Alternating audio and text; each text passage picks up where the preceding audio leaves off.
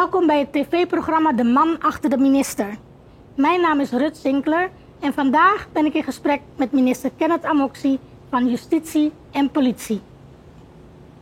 Goedendag minister.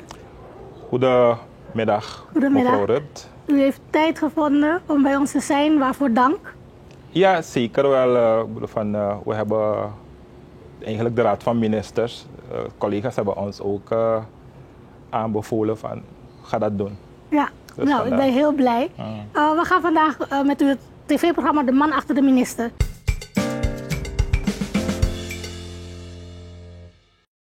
Wie is minister Kenneth Amoxie? Uit wat voor gezin komt u?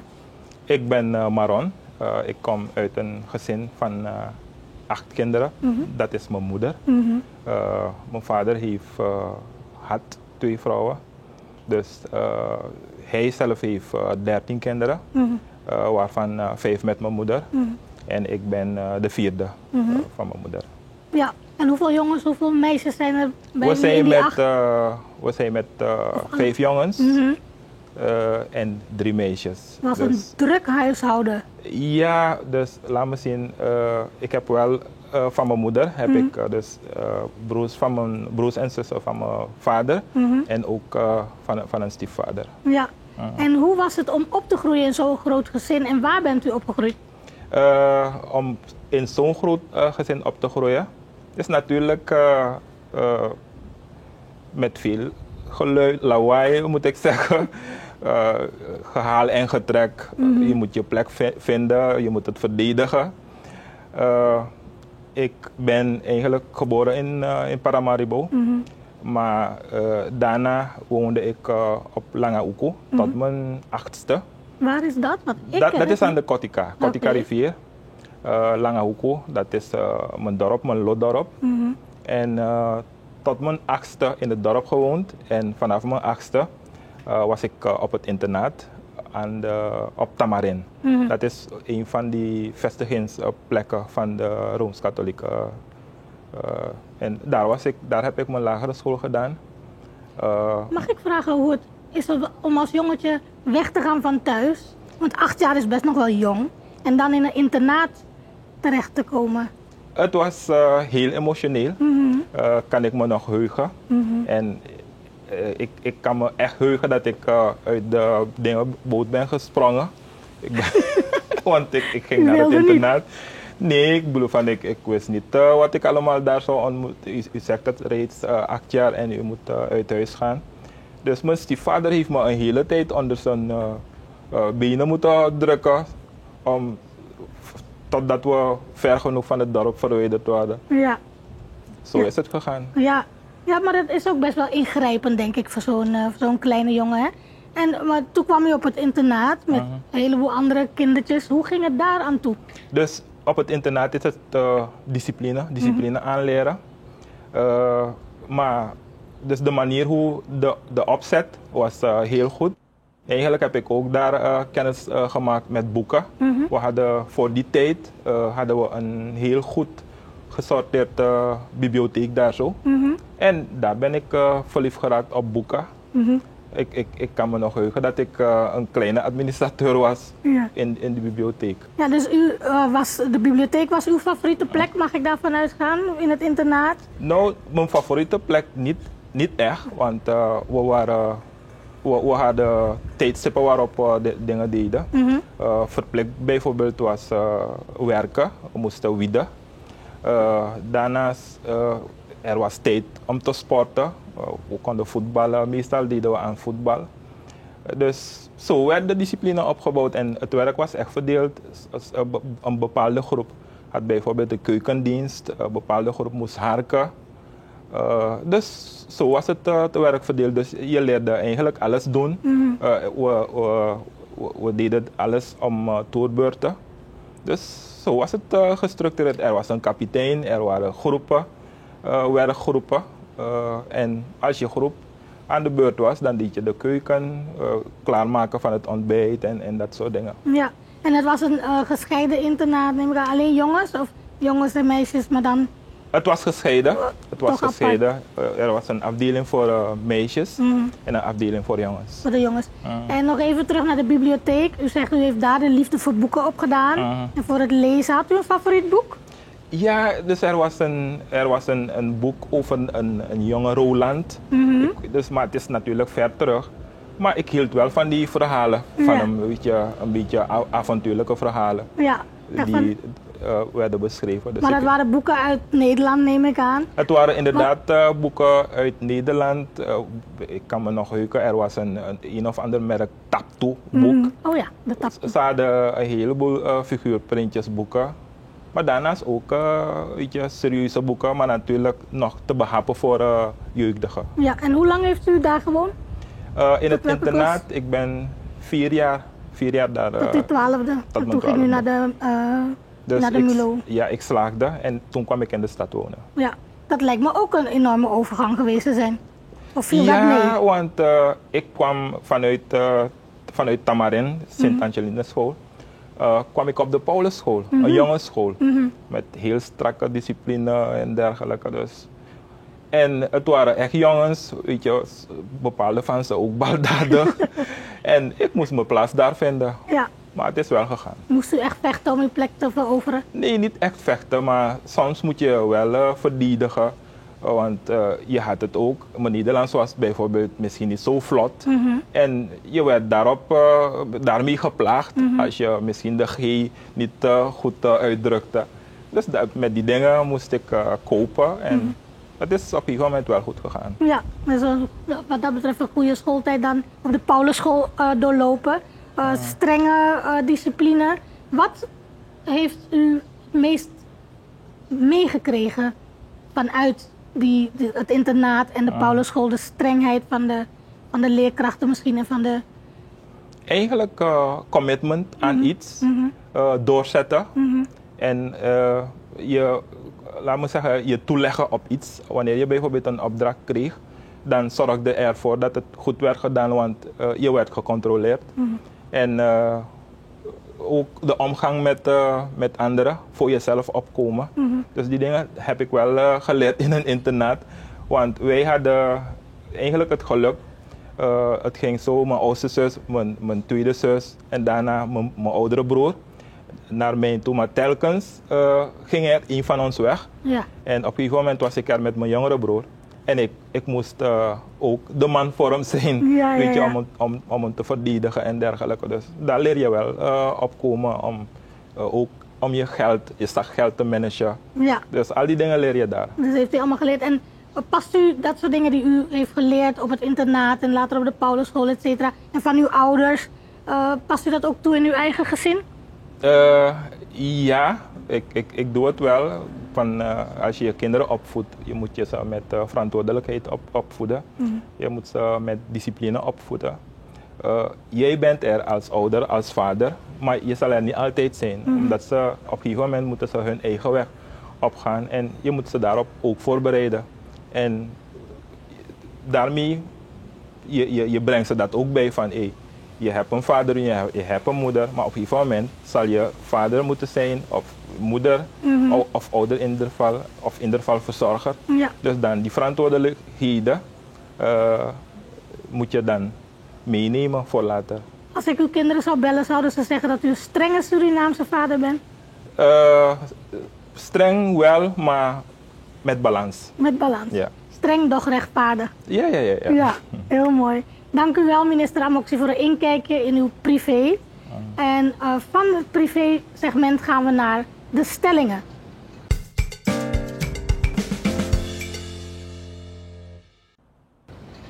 Minister Amoxie, ik heb 3 stellingen die ik u wil voorleggen en waar u op natuurlijk kunt reageren. En de eerste stelling is, als minister moet ik streng en autoritair zijn, anders lopen mensen over me heen. Dat klopt niet. Nee. Omdat je bent minister, maar je moet met mensen samenwerken. Je moet overleggen. Je moet goed weergeven wat je bedoelt, wat je wilt, wat je verwacht. En je moet mensen ook verantwoordelijkheden kunnen geven. En je moet ze ook erop kunnen controleren. Ja. Toch, want minister zijn is geen one-man show. geef leiding aan een departement. En we moeten allemaal de handen in elkaar slaan om het werk te doen. Ja. Omdat ik als minister, geloof me, je kan het niet alleen. Nee, helemaal niet. Niemand kan het alleen. We moeten inderdaad altijd een team vormen en samenwerken. Ja. Oké. En de tweede stelling is, als het aan mijn gezin of aan mijn familie ligt, komt er geen tweede termijn na deze. Dus ja, waarschijnlijk niet. Laat me eerlijk zijn. Omdat ik ben getrouwd. En je ziet ook van, dit is eigenlijk niet wat ze had verwacht of misschien wat ik had verwacht. We maken lange uren als minister. Het kan ook niet anders. Als je het goed wil doen, dan moet je wel die lange uren maken. Je moet blijven studeren, je moet blijven lezen, je moet blijven toetsen. En als je niet leest, dan ga je niet kunnen toetsen. En je moet altijd kunnen bijstellen, vooral het ministerie van Justitie en Politie. Ja, we hebben het Hof van Justitie, we hebben het Openbaar Ministerie. Het zijn allemaal instituten die op een hoog niveau functioneren. En we moeten alles bijhouden en in balans houden. Ja, dus het brengt constant tot studeren, ook natuurlijk onze internationale samenwerking. Dus je moet alles bijhouden. Ja, dus als het aan uw gezin ligt, zeggen ze oké, papa en echtgenoot, nu zit u in deze termijn. Maar als het aan ons ligt, volgende 5 jaar nog erbij, liever niet. Ja, kijk, natuurlijk, alles heeft zijn prettige kanten. Ja. Dus ik denk wel dat ik, als het bijvoorbeeld om een tweede termijn zou gaan, ik ga niet zeggen nee, maar we moeten blijven praten, onderhandelen daarover. Ja, oké. En de laatste stelling, minister, is als mannelijke minister stimuleer ik vrouwen in de politiek. Zeker wel, omdat er moet een balans zijn. Er zijn andere inzichten ook, andere benaderingen. De manier hoe een man iets ziet, dat kan verschillen van hoe een vrouw zaken wil oplossen, zaken benadert. Vrouwen hebben misschien ook andere netwerken, hoe ze andere zaken willen kunnen realiseren. Dus het moet geen one-man show iets zijn in de politiek. Ja. We hebben zeker wel de vrouwen nodig. Ja. En in Suriname doen we het niet zo slecht. Hè? We hebben 6 van de 17 ministers zijn vrouw. Dus dat is, als je kijkt over de wereld, ja, er zijn mensen die zich natuurlijk daarvoor hebben ingezet om een beetje balans te brengen, krijgen. Ook in de politieke partijen. Dus, en ik zie dat in de partij waarin ik zit, dat de moeite wel daarvoor wordt gedaan. Ja, om inderdaad de vrouwen een beetje te pushen van als je de kwaliteiten hebt en de wil hebt, dan stimuleren wij. Ja, heel mooi. Dank u wel, minister, voor uw reacties op de stellingen. En van de stellingen gaan we het met de minister hebben over carrière, ambitie en ministerschap.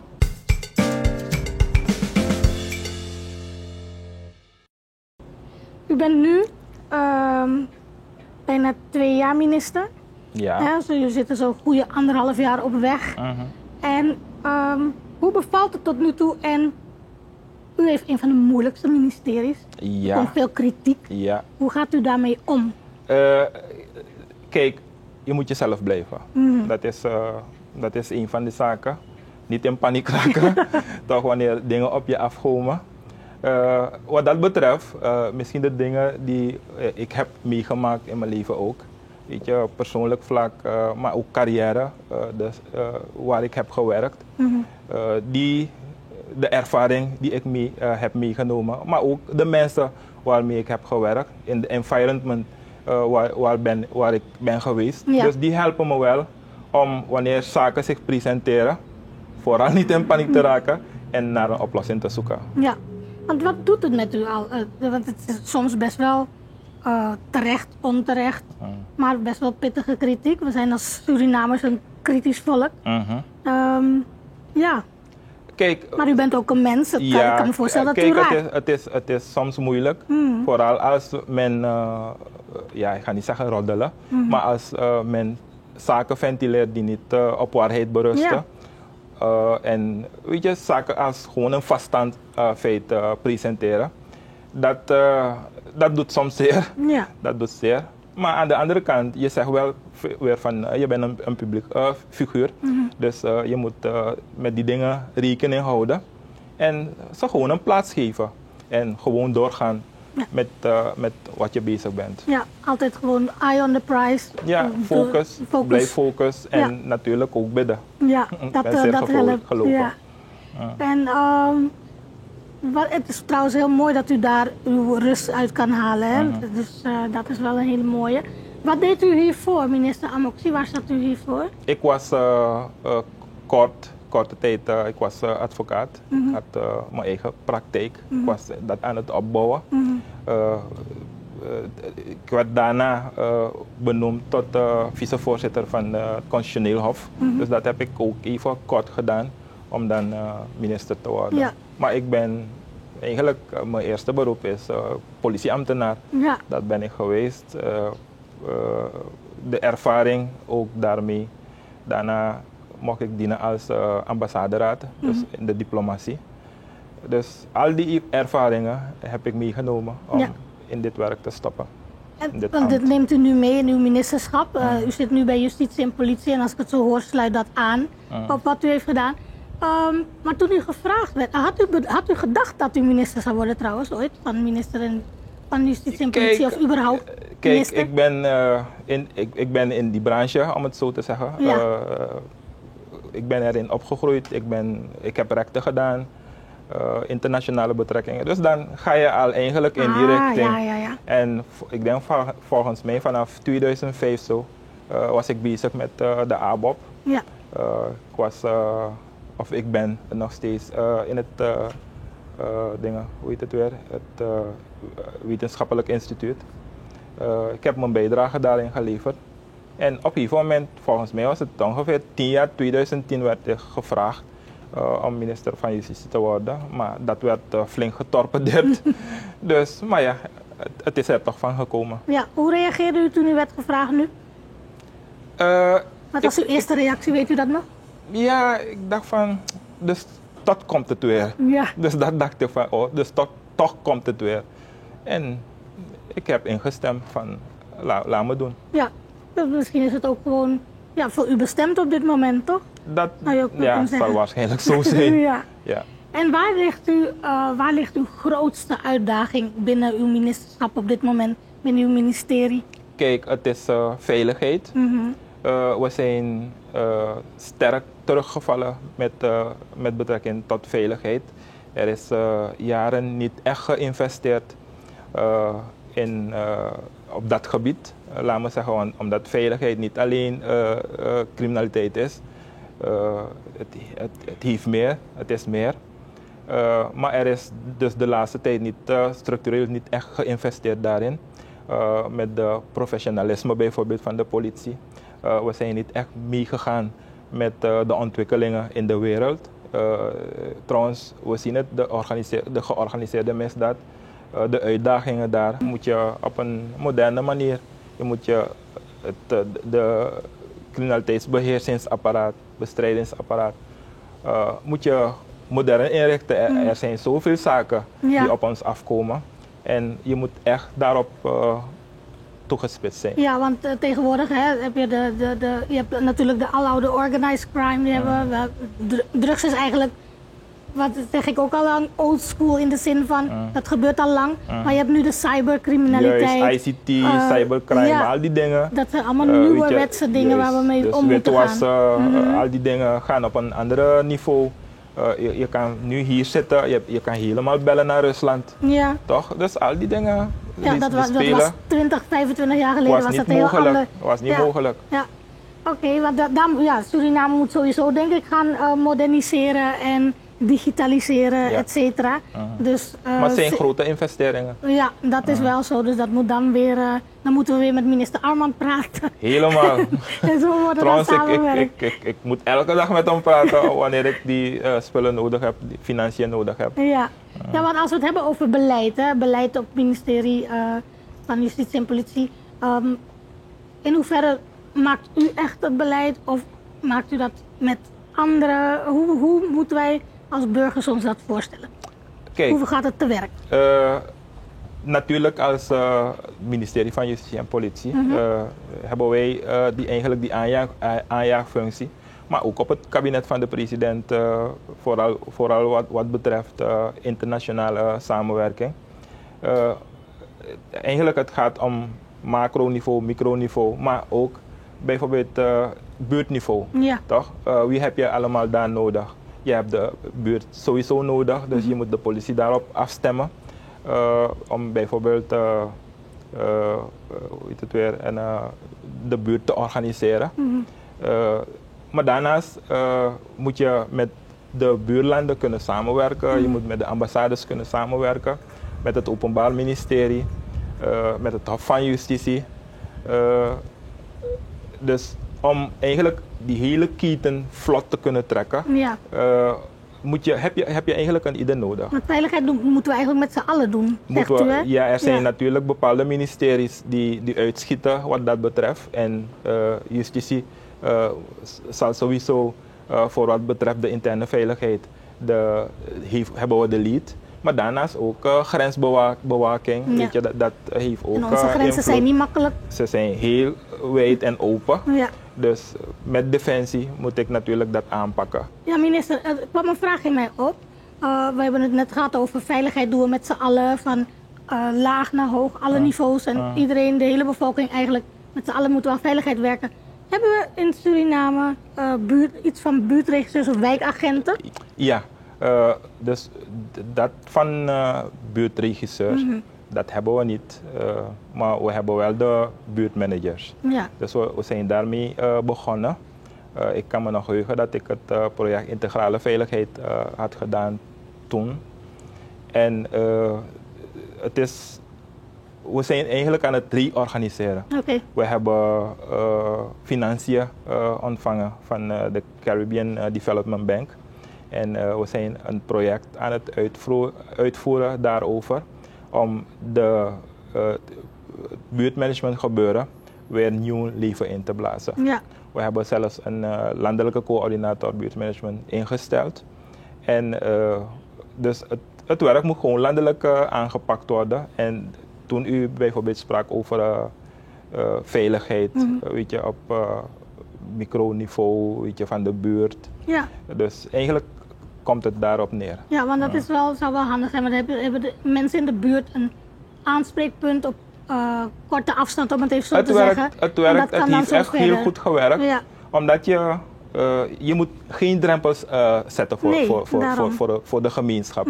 Omdat alle informatie die bijvoorbeeld de politie moet krijgen, bij de gemeenschap is. Juist. En we hebben er meer aan als organisatie als we toegang hebben tot de buurten. Ja, toch? Klopt. Op die manier krijgen we ook de informatie uit de buurten en kunnen we ons beleid ook daarop afstemmen. Ja, geweldig. Maar als we ons op een afstand zouden houden, zou ons dat niet goed doen. En zeker de gemeenschap niet. Nee, klopt. Wat is een van de mooiste dingen die u, zou u zeggen, die u al heeft bereikt in de afgelopen 18 maanden? Het is niet zo te zien, maar er zijn een paar zaken die we echt hebben mogen realiseren. En misschien ga ik andere projecten tekort doen, om ze niet om één te noemen en dan weer de andere niet. Maar er zijn natuurlijk ook zaken die ik heel zeker wil doen. Laatst bijvoorbeeld, ik zat erover, van de vergoeding bijvoorbeeld die gedetineerden krijgen. Dat is nog steeds 2,50. En ik had gedacht van, ik had al een missieve daarover gepasseerd. Dus ik heb de mensen laten onderzoeken van hoe staat het hiermee? Hebben we dit al inderdaad gedaan of niet? Toch? Het heeft te maken met resocialisatie, wanneer die mensen werken. Maar je wil, nadat je uit het gevangen komt, wil je een klein startkapitaal hebben. Dus ik heb de mensen aan het werk gezet om na te gaan van hoe staat het daarmee. Ja. En als het inderdaad nog niet gerealiseerd is, dan wil ik dat ook aanpakken. Dus dan kunnen ze werken en geld verdienen en dat sparen? Dus, ze kunnen buiten gaan werken en daarvoor worden ze vergoed. Ja. Maar ten aanzien van toen we het ministerie overnamen, hadden we heel wat schulden, nationale schulden. schulden bij internationale organisaties. Dus die dingen zijn enigszins hebben we ingelopen. Ja, dat is heel mooi. Ja, dus er waren heel wat uitdagingen. Er zijn uitdagingen op het ministerie. Maar we moeten ze overkomen. Ja. En tot slot van dit stuk, minister, u maakt lange dagen, zware dagen, veel werk te verzetten. Hoe ontspant minister Kenneth Amoxie na zo'n zware dag? Dus ik heb niet echt veel mogelijkheden. Want je gaat vroeg weg en je komt laat thuis. Dus een beetje joggen op het erf. Soms lopen op het erf. Ik heb een zangvogel, dus als ik ruimte heb, dan luister ik naar zijn gefluit. En lezen. En af en toe een beetje eruit gaan, een beetje gaan joggen. Ik hield ook van een partijtje voetbal. Maar door het hele COVID gebeuren kom je ook niet daaraan toe. Klopt. Dus er zijn niet echt, buiten de stad gaan, dat kan je af en toe. Maar het komt er niet echt veel van. Nee, nou hopelijk komt er binnenkort wat meer balans in uw werkdagen en kunnen dat soort ontspanningsmomenten weer een beetje terugkomen. We hebben ze zeker nodig. Ja. Omdat de boog kan niet altijd gespannen zijn. Nee, zeker niet. Dus gaat het eens knakken. Daarom, en dat willen we niet. We willen u graag gezond houden. Ja. Dank u wel, minister, voor uw antwoorden binnen het segment van carrière, ambitie en ministerschap. En van dit segment gaan we naar het volgende segment en dat is het woordassociatiespel. Oh.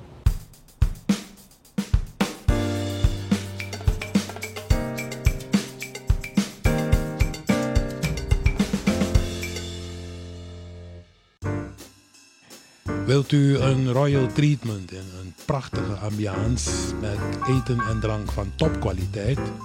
Kom dan naar restaurant L'Hermitage. Mooi gelegen aan de Henkilaan nummer 85. Onze service zult u nooit meer vergeten. L'Hermitage, ook voor jou.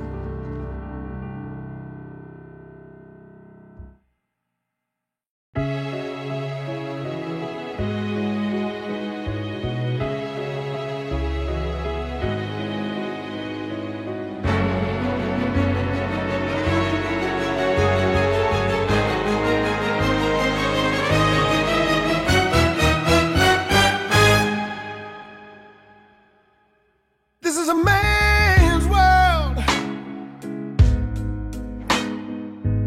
This is a man's world.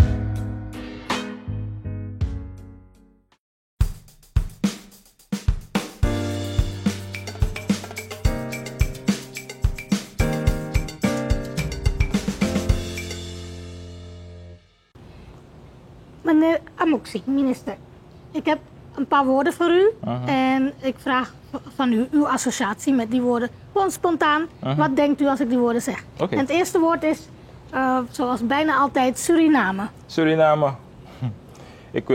Ik denk aan one people. Weet je, het is mijn land. Weet je wil alles voor je land doen. Ja. Ook voor wat ontwikkeling betreft.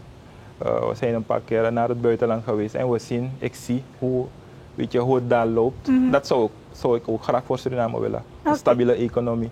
Ja, heel mooi, heel mooi. Opvoeding. Dan denk ik aan hoe ik mijn kinderen opgevoed wil zien. En dat is natuurlijk het beste voor ze. En niet alleen voor mijn kinderen natuurlijk, maar het beste voor de Surinaamse kinderen. Ja, oké. Agenda, uw overvolle agenda. Ja, dus als ik daarna denk, natuurlijk denk ik aan mijn overvolle agenda. Maar ik probeer zoveel mogelijk te doen, te verwerken. Natuurlijk bepaal ik niet alleen mijn agenda. De president is er, de vicepresident is er. Dus ook daarvoor moeten we ruimte inlassen. Maar ik probeer zeker wel mijn werk af te krijgen. Ja, oké. En als ik zeg vakantie? Vakantie heb ik eigenlijk niet gehad, maar ik zou gewoon naar het binnenland gaan. Ja. Weet je, langs de dorpen varen of gewoon in mijn eigen dorp een paar dagen doorbrengen. En als u naar het binnenland gaat, gaat u meestal de kant op waar u vandaan komt, waar u geboren bent en opgegroeid, gaat u ook wel eens naar het zuiden? Dus mijn kant Kotika rivier is rustig. We hebben geen solas daar en dergelijke. Dus als je ook naar andere gebieden kan gaan, is dat ook meegenomen. Weet je, een beetje sola, een beetje het geluid van de solas luisteren. Ja, dus dat doet ook goed. Ja. En gewoon rustig kunnen zitten. En met mijn voeten in een krietje. Dus dat is eigenlijk vakantie. Ja. En gaat u ook wel eens naar, u bent heel lang niet geweest, maar wel eens op vakantie naar het buitenland? Of echt als u vakantie neemt, altijd in Suriname? Ik ben in het verleden wel bewust naar het buitenland geweest met vakantie. Ja. En had u een favoriete bestemming misschien? Ik ben vaker op Curaçao geweest in het verleden. Jamaica is ook een heel mooie bestemming. Maar ik denk ook aan Afrika. Daar ben ik nog nooit geweest. Oh, ik kan u daar alles over vertellen. Oké. Heel erg mooi, Afrika. Maar dat doen we buiten de uitzending. Ja. En als ik zeg sport, minister Amoxie. Sport. Wat is uw favoriete sport? Voetballen natuurlijk. Ik kan vanwege mijn omstandigheden kan ik niet echt ik kom niet echt daartoe. Maar ik kan ook gewoon naar een wedstrijd Barcelona kijken. Ja. Oh, dus ik wilde net vragen, bent u Barcelona, bent u Real Madrid? Ik ben Barcelona. En Messi is natuurlijk de beste voetballer. Maar Messi is weggegaan. Ja. Maar ik ben Barcelona van gebleven. Nog steeds? Ja. Oké, en geeft dat nog problemen binnen de ministerraad met de scheiding tussen Madrid en Barcelona? Valt dat mee? Dat heb ik niet gemerkt. Nee. Dat heb ik niet gemerkt. Nee, niet eens vriendschappelijk? Ja, nee, ik heb het niet gemerkt. Oké, goed zo. En familie? Familie? Ik hou van mijn familie, daar niet van. En ja, mijn moeder is er niet meer, maar mijn vader is er. En familie is eigenlijk moet je terug kunnen vallen op je familie. En als er daar disharmonie is het heel vervelend en heel ongezond. Maar ja, dat is het voor mijn familie. Is mijn familie, mijn gezin. Ja. Weet je, en bij de Marons heb je natuurlijk dat je toebehoort aan een log. Dus dat is ook belangrijk voor me om de mensen waarmee je bent opgegroeid, weet je, het dorpsleven. Het is een beetje nostalgie misschien, maar wel mooi. Ja, dus wanneer je bijvoorbeeld terug kan gaan naar je dorp, je voelt je echt heel anders. Ja.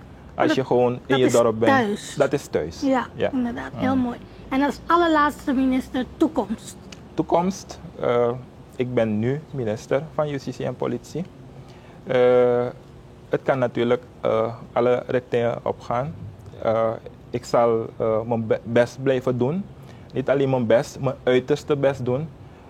Om Suriname tot een veilig land te maken. De gemeenschap die veiligheid te geven die ze verdient. Wij moeten ons vrij kunnen bewegen in Suriname. Ja. Wij moeten vrij kunnen investeren. Als je bijvoorbeeld 2 uur in de ochtend je auto wil pakken en je zou naar Brokopondo willen rijden, dat moet ook mogelijk zijn. Ja. Toch? En als je daar gewoon langs de straat weet je, wil overnachten, moet dat ook kunnen. Zonder dat je bang bent dat je beroofd zou worden en dergelijke.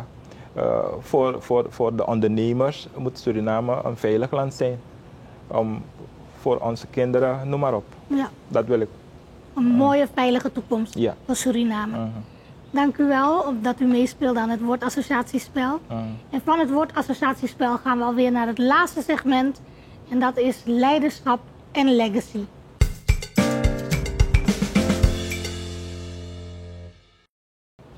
Nou, u heeft het al een paar keer genoemd, we hebben het daarover gehad. U bent minister van Juspol nu op dit moment. U staat veel in de belangstelling, want justitie en politie is natuurlijk een van de dingen waar we het allemaal over hebben, de veiligheid.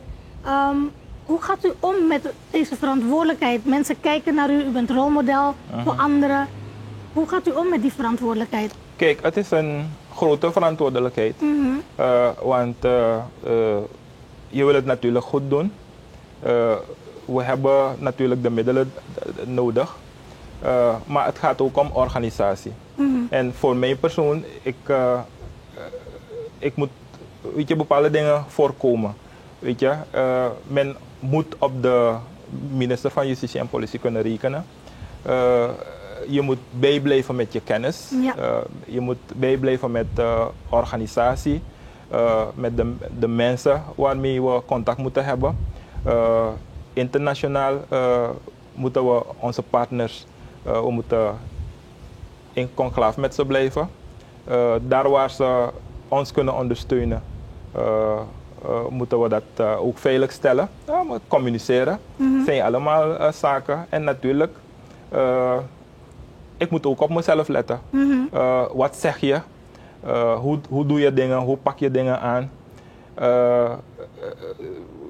We willen, Suriname is een, weet je, met etnische groepen, dus je moet ook weten hoe je zaken naar voren brengt. Niet alleen etnische groepen, maar ook vele stromingen, mensen met verschillende geaardheden. Ja. Ze moeten ook gerespecteerd worden. Iedereen. Hun mensenrechten moeten ook beschermd worden. Dus alles moet je in balans zien te houden. En alle vraagstukken. Alle vraagstukken moet je kunnen adresseren. En we moeten natuurlijk ook die kennis hebben om die zaken aan te pakken. Dus mensenrechten, veiligheid, rechtsbescherming. We moeten op al die gebieden up-to-date zijn. Ja. Up-to-date informatie hebben ook. Ja, en daar houdt u allemaal, dat hoort allemaal bij uw beroepsuitoefening. Helemaal. Ja. Maar waar haalt u uw inspiratie vandaan, minister Amoxie? Kijk, ik heb veel gelezen over leiders, over Afrikaanse leiders, Amerikaanse leiders, ook onze nationale leiders. En ik heb in het klein ook gekeken natuurlijk naar mensen van mijn lo. Een paar mensen, mijn opa, weet je, zijn allemaal mensen die leiding hebben gegeven aan een dorp in dit geval. Maar dus je gaat ook, je kijkt ook hoe zij het hebben gedaan. Natuurlijk op een ander niveau, maar de manier hoe ze zaken hebben benaderd, dat is ook belangrijk. Ja, toch? En het is ook op die manier dat ik zaken benader. Ik heb ook met heel wat ervaren ambassadeurs mogen zitten binnen de OAS. En al die dingen neem ik mee wanneer ik vraagstukken moet oplossen, wanneer ze zich aan mij presenteren. Dus ik heb veel leermeesters gehad. Ik heb ook met de huidige president samengewerkt in het verleden. Ik werk ook met een vicepresident die ook weet je, veel te maken heeft gemaakt met leiderschapsissues. Dus al die dingen neem ik mee. Neemt u mee. Ja. En welke leiderschapskwaliteiten van uzelf zet u echt in om uw ministerie te vormen, te kneden en de toekomst in te leiden? Kijk, je moet durf hebben, je moet doorvragen en communiceren. Die dingen zijn echt belangrijk, planning ook. En je moet mensen ook verantwoordelijkheid kunnen geven. Ja. Toch? Je moet, het is geen one-man show, ik heb het al vanaf het begin gezegd. Klopt. En vooral niet in paniek raken. Wanneer ik denk dat het heel erg belangrijk is, altijd het hoofd koel houden. Ja, het hoofd koel houden, en werken aan teamvorming. Ja. Nou, even misschien even een zijstapje hoor, maar en ik heb het met een paar van uw collega's ook al besproken. We hebben hier in Suriname 17 ministers, waarvan 6 vrouwen. Ik ben erg van de vrouwen-empowerment, dus altijd moet ik de vrouwen een beetje naar voren schuiven. Maar denkt u dat we ready zijn voor een vrouwelijke president in Suriname? We zijn nooit ready, maar we zijn wel altijd ready. Ja. Omdat er zijn mensen die ook waarschijnlijk hierover hebben nagedacht. En als bijvoorbeeld een politieke partij het besluit zou nemen om een vrouwelijke vrouw voor te dragen als kandidaat. En het wordt aangenomen door de Nationale Assemblée of misschien door de Verenigde Volksvergadering.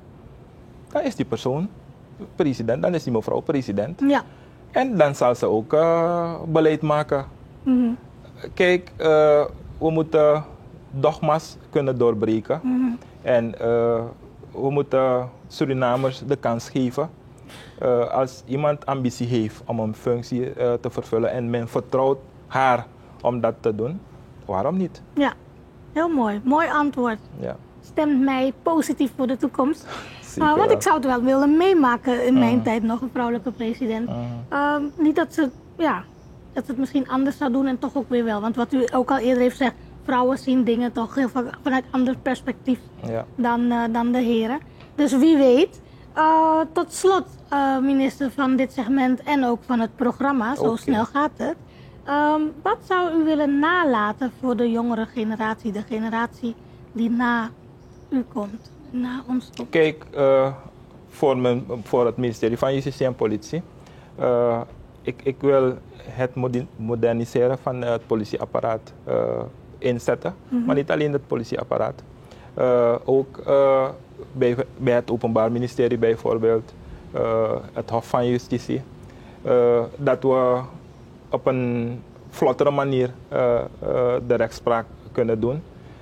Dat bijvoorbeeld dat we de economie aan het draaien krijgen, dat we meer investeerders hier krijgen. Dat ze met meer confidence, met meer vertrouwen in onze economie willen investeren. Dat is voor het ministerie van Justitie en Politie. Maar voor Suriname zelf, net wat ik zeg, ik heb een beetje mogen reizen. En ik zie ook hoe het in de wereld gaat. En ik wil eigenlijk een Suriname, met goede gezondheidszorg, met goede infrastructuur. We moeten ons eigenlijk op ons geheel grondgebied kunnen bewegen, kunnen investeren. En je zou eigenlijk ook waar je wil van Suriname, zou je moeten kunnen wonen. Ja. Toch? Niet in ieder wil in de stad wonen. Nee. Toch? Maar als het misschien treinverbindingen moeten komen, laten we het land opengooien. Weet je, en waar je wil wonen, dan ga je daar wonen. Waar je wil investeren, als je aan landbouw wil doen of aan veeteelt, het land is groot genoeg. Ja. Toch? Dus dat zie ik. Goede gezondheidszorg, goed onderwijssysteem. Modern onderwijssysteem. Ja. En een sterke economie. Ja. Als je werkt, je verdient maandelijks, dat je met je gezin op vakantie moet kunnen. Als je naar het binnenland wil, dan ga je naar het binnenland. Als je naar het buitenland wil, dan moet je ook naar het buitenland kunnen. Dat gewoon weer kan. Ja. Nou, dat lijkt me een hele mooie toekomst voor Suriname. En daarmee zijn we aan het einde gekomen, minister Amoxie, alweer van deze aflevering. Ik wil u nogmaals hartelijk danken dat u vandaag hier aanwezig wilde zijn. En ik stuur u weg straks met wat leuke cadeautjes. Is dat een rode wijn? Dat is geen rode wijn, helaas. Deze kunt u nu eten, maar u kunt u wel helemaal ermee verzorgen. Het is de nieuwe mannenlijn van Zeepfabriek Joab. En zij maken van Surinaamse producten, maken ze zeep, olie, scrub, van alles en nog wat. Om u helemaal te verzorgen. Heerlijke zeepjes. Ik gebruik ze zelf ook al 2 jaar. Dit is geen wijn, maar wel van Surinaamse wijnhuis. Goede kwaliteit. Ja, zeker wel. Dus ik denk dat u ook hiervan zult genieten. Helemaal. Dus deze wil ik u ook aanbieden. Dank alsjeblieft. En nogmaals hartelijk dank.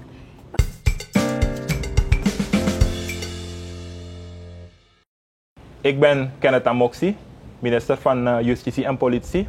En mijn quote luidt: wat je doet, doe dat goed.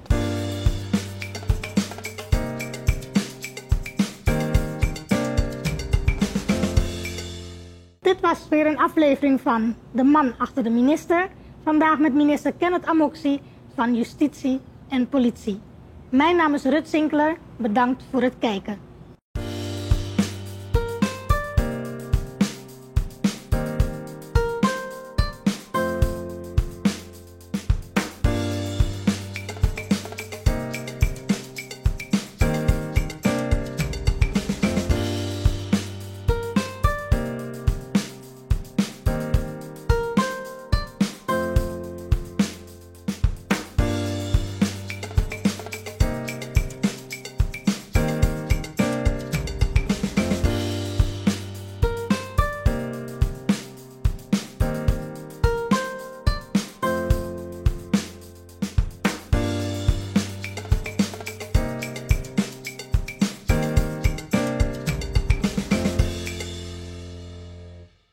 This is another Supreme production.